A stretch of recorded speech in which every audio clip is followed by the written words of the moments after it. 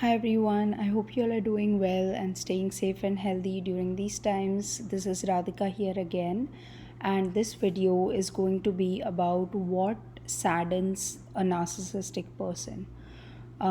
So, someone asked me this question recently, and we were kind of brainstorming on what the answer would be. And for me, it feels like a narcissistic person really gets saddened when they see someone as an empath. Like they meet someone, they see them, they kind of judge them, or they kind of figure them out that this person is very giving, they're very loving, they're very kind.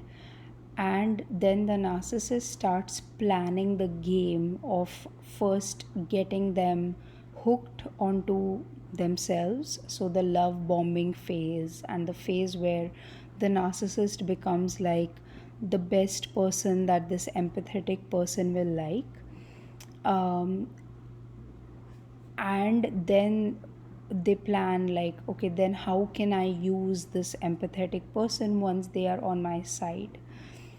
This is the good part for the narcissist. But say they are not able to carry out their plans, and say before, while they are love bombing you, you kind of understand that, oh, like something is off here. Why are they acting so nice to me?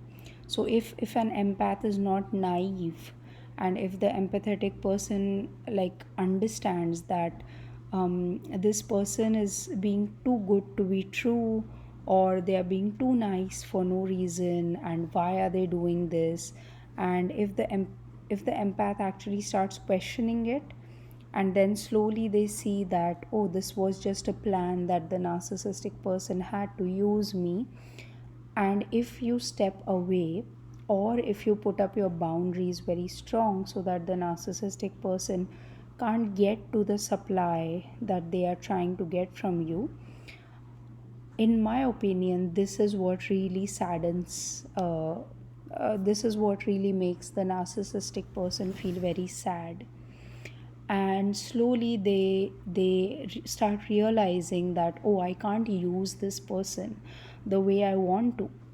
And if you wait for a while, the sadness will slowly turn into anger. So the narcissistic person will first feel sad that, oh, my plan didn't work, I was not able to use them. And then slowly what happens is the sadness turns into anger the more you keep on rejecting the narcissist's fake love, or their advances, or the more you keep putting up boundaries, the angrier they will start getting. And then if they might move on to the next phase, which is like the smear campaign. And then by that time, if the environment is very toxic for you and you decide to move away from that environment, the narcissist will again feel sad. So they will feel sad because they were not able to use you enough. A narcissist usually does not feel sad about a supply if they have used the supply properly. So, as bad as it sounds, for a narcissistic person, every other human being in their life is like a thing to be used. And so how you use your cell phone, when the cell phone has particular charge in it, like if it has 80% charge, you use the 80%, right? So an empath is like a person who is 100% charged phone, but the narcissistic person doesn't get to use it. So that's really annoying and saddening also. So it's I don't know if the narcissistic person actually feels sad in the way where they actually feel grief. They might not feel grief, they just feel sad because they couldn't use you. So they don't feel sad because they lost you, but the saddening part is that you were too smart for them, and they could not use you in the way that they wanted to. And as bad as it sounds, a narcissistic person will rank all the people they use, right? So if someone is very gullible, very easily fooled, such a person is not a big challenge for the narcissistic person, right?